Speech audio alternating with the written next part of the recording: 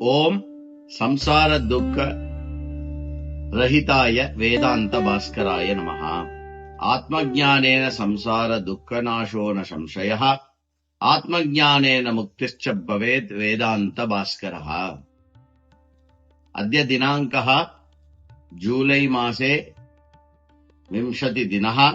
अद्य दिनस्य विषयः आत्मज्ञानेन दुःख निवृत्तिः.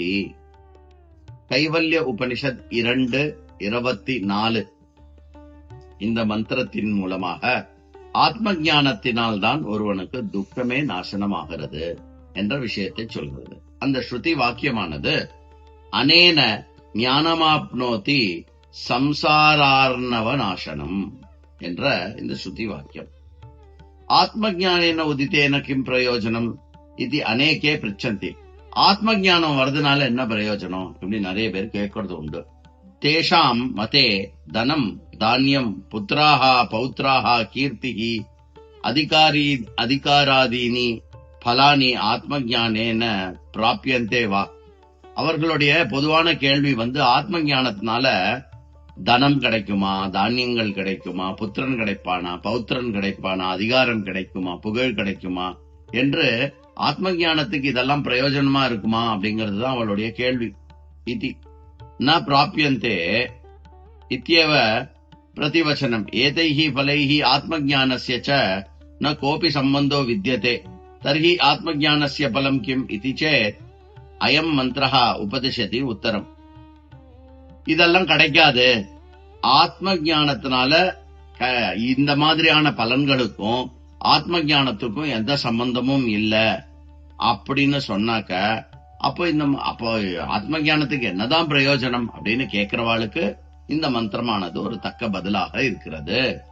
என்னது? சம்சார ஆர்ணவ நாசனமேவ ஞானஸ்ய பலம். அதாவது சம்சாரம் துக்கம் என்கின்ற இந்த கடலை வற்ற வைப்பதே ஆத்ம ஞானத்தினுடைய பலம். சம்சாரோ நாம ஜன்ம ஜரா துக்க மரணானாம் பிரவாஹா சம்சாரஹா சாகரேன உபமீயதே. சம்சாரஹா சாகராதபி அகாதஹ அனந்தஹ பயங்கரஹ துஸ்தரஹ ச பவதி. சம்சாரம் என்றால் என்ன? மீண்டும் மீண்டும் பிறப்பு, மூப்பு, துக்கம், மரணம் இவைகள் மீண்டும் மீண்டும் மீண்டும் வருகின்ற இந்த பிரவாகத்துக்கு பேரு சம்சாரம் என்று பெயர். இந்த சம்சாரத்தை ஒரு பெரிய கடலுடன் ஓமானம் பண்ணப்படுகிறது. சம்சார சாகராதபி, சம்சாரம் சாகரத்தை போல பெரிதானது, ஆழமானது, பயங்கரமானது.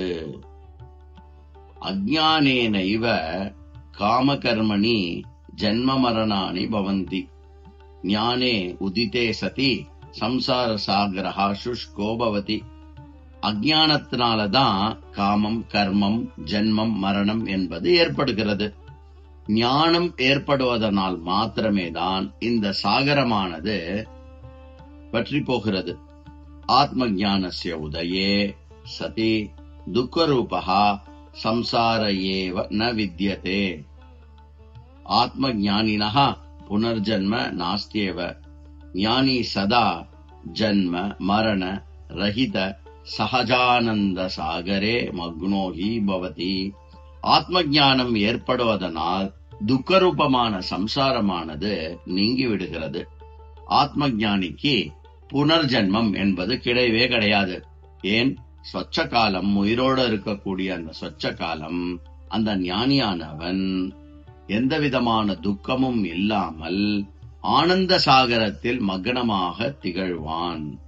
ஓம் சம்சார துக்க ரஹிதாய வேதாந்த பாஸ்கராய நமஹ.